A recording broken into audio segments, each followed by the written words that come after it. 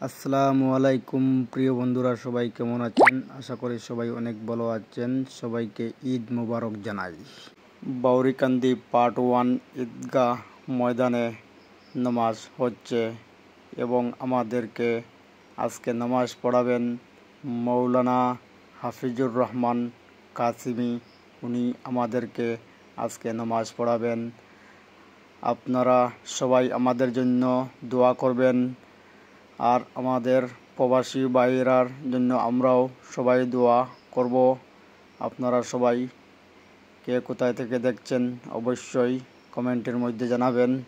সবাই ভালো থাকেন, সুস্থ থাকেন।